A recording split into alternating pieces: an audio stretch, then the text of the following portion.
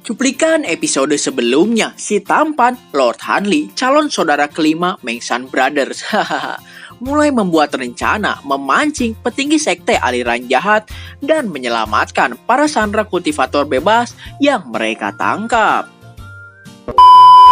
Halo semua, gimana kabarnya? Semoga pada sehat, badan maupun dompetnya. Lord Hanli kembali lagi, konten yang paling banyak mendapatkan AdSense di channel ini.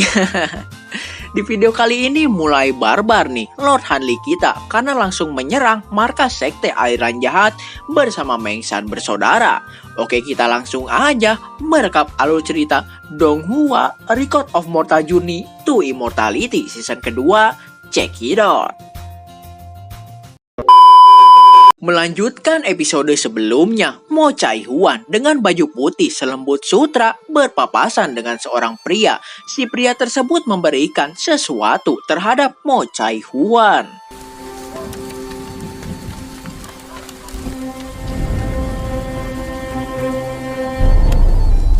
Di tengah hujan, Mo Chai Huan tiba-tiba berteduh dan membuka sepucuk kertas pemberian pria tadi yang berisi daftar barang yang diangkut di tempat ini. Sudah dipastikan kalau tempat di belakang Mo Chai Huan sekarang adalah markas utama manajer uang dan yang lainnya. Setelah itu, Mo Chai Huan memberikan informasi tersebut pada Lord Hanli. 这是运输物资的记录。韩大哥，我说过，我能帮上你。 Di kediaman keluarga Qin, Hanli mendapatkan surat dari Mo Chai Huan tadi. Melihat kertas ini, Hanli berpikir kertas ini membuktikan apa yang diomongkan oleh Mengsan bersaudara. Hanli juga sedikit khawatir dengan keselamatan Mo Chai Huan. Di bawah sang juru taktik Lord Hanli, Mengsan bersaudara menghancurkan cabang sekte aliran jahat, membebaskan para kultivator yang ditangkap. Tentu saja membuat murka sang pangeran kecil. Dia meminta bawahannya membunuh Mengsan bersaudara dan janji Hanli pada Xiao Cui pun terpenuhi karena Xiao Zhen telah kembali. Pada malam harinya, Mengsan bersaudara berkumpul. Kakak pertama memberi selamat karena semua pos depan sekte aliran jahat telah hancur. Karena ini semua rencana sang juru taktik Lord Hanli. Tapi sepertinya Lord kita ini masih belum bisa berpuas diri sebelum dia benar-benar membunuh para petinggi sekte aliran jahat.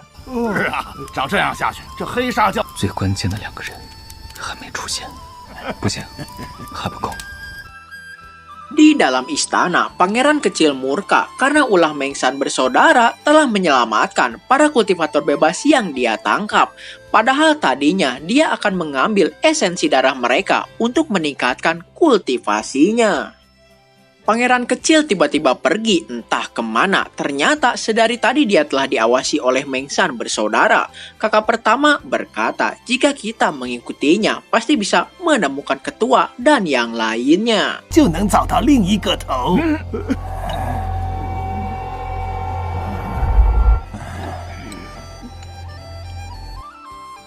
Mengsan bersaudara telah sampai di markas besar sekte aliran jahat. Gak berselang lama, Lord Hanli pun tiba.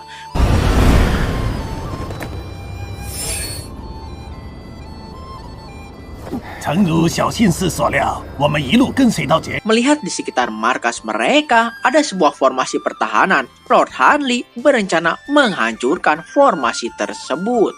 王弗拉人沉不出气，看来这里就是他们的主要据点了。 另外一人多半也在这里，但此还藏头露尾的，看来得引他们出来了。不足为惧，可以以力破之。 Kita harus bertemu dengan sopan dan mengetuk pintu, ucap Lord Hanli. Sihir api pun dirilis. Gak berselang lama, markas sekte aliran jahat pun rata jadi lapangan bola.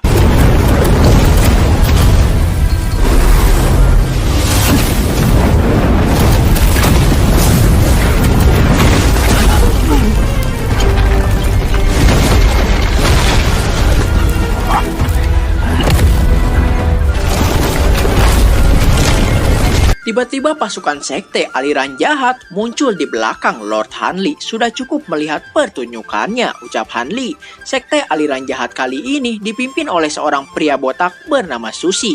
Manajer Wang berkata, mungkin aku akan dipukuli olehmu jika tidak menyadari hal ini dan memanggil Tuan Susi kemari. 还真被你一网打尽了。要不是我提前留了后手，请血氏大人前来坐镇。 Manajer Wang melaporkan kalau dia orang yang akhir-akhir ini membuat masalah. Susi bertanya, kau mengenal orang ini? Mengapa dia berani mengetuk pintunya? Atau bahasa kasarnya menyerang? Di sisi lain, pangeran kecil nggak menyangka kalau dia bisa-bisanya nggak menyadari di syukuran ayahnya Raja Xin ada seorang master Lord Hanli. Susi memberi perintah untuk menangkap Lord Hanli hidup-hidup. Murid-murid sekte aliran jahat merilis formasi besar angin hitam di sekitar Lord Hanli dan Mengsan bersaudara.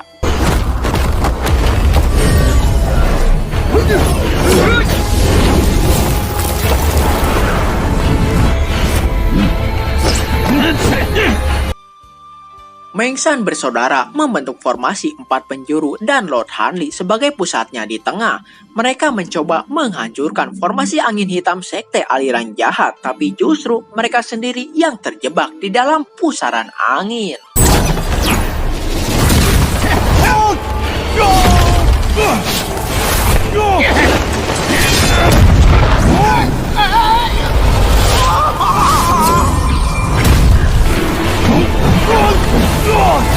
Tak tega melihat Mengsan bersaudara tertangkap formasi angin hitam, Lord Hanli, calon saudara kelima Mengsan, dengan sekali hentakan kekuatannya, menghancurkan angin-angin yang sebelumnya nggak bisa dihancurkan oleh Mengsan bersaudara.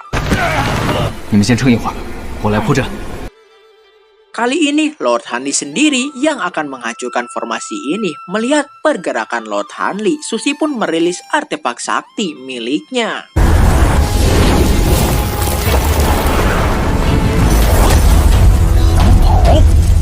Lord Hanli mau nggak mau merilis artefak sakti, pedang 8 bilah miliknya, dan perisai baja sekaligus demi bisa melepaskan diri dari belenggu formasi angin hitam ini.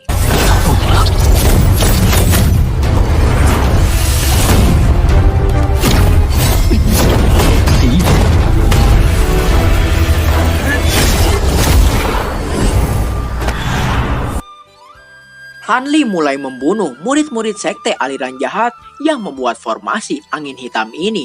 Si botak Susi pun akhirnya datang menyerang. Jual beli serangan di antara mereka pun terjadi. 还有两座。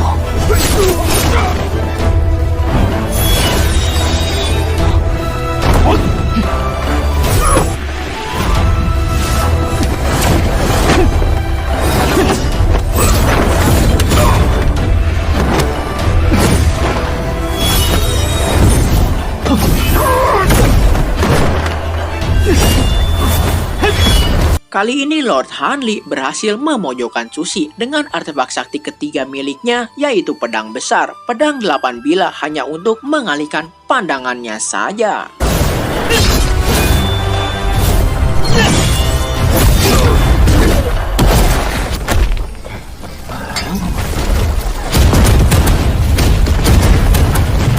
Akhirnya Lord Hanli berhasil menghancurkan formasi angin hitam. Di sisi lain, Susi nggak menyangka kalau lawannya kali ini berada di tingkat pembangunan fondasi tingkat menengah. Manajer Wang juga nggak menyangka kalau rencana penyergapan dia udah diperhitungkan oleh Hanli, dan dia juga selama ini menyembunyikan kekuatannya. Karena Hanli bukan lawan Susi saat ini, dia berencana menggunakan seluruh kekuatan yang dimilikinya. Dia meminta manajer Wang dan yang lainnya menahan Lord Hanli selama mungkin. Sepertinya Susi berencana berevolusi menjadi wujud iblisnya.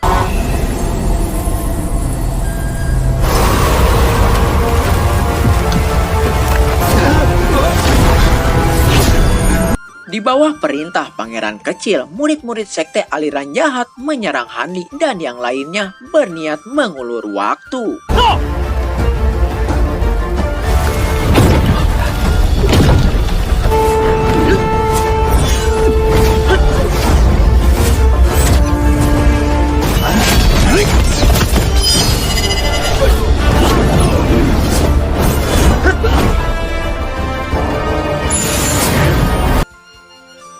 Tiba-tiba manajer Wang dan pangeran kecil berubah menjadi super saya iblis mereka. Hanli berencana menghancurkan kepompong darah milik Sushi.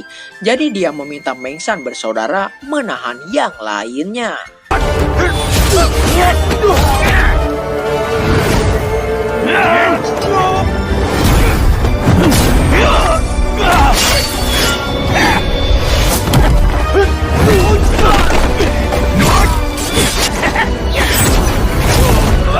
Ini hanya pendapat pribadi gua aja. Sepertinya super saya Sushi ini sedikit spesial karena harus menunggu beberapa waktu dulu. Berbeda dengan manajer Wang dan pangeran kecil.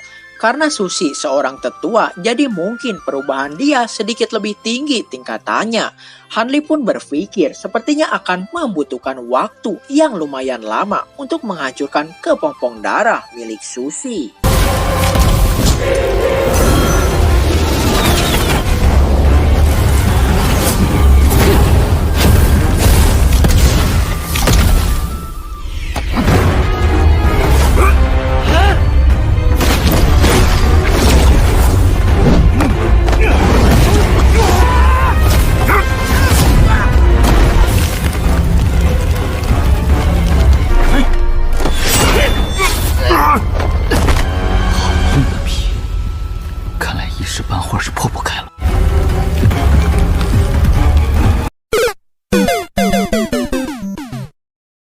Oke, jadi segini dulu aja untuk pembahasan video kita kali ini. Sampai jumpa di video-video saya selanjutnya. Bye-bye.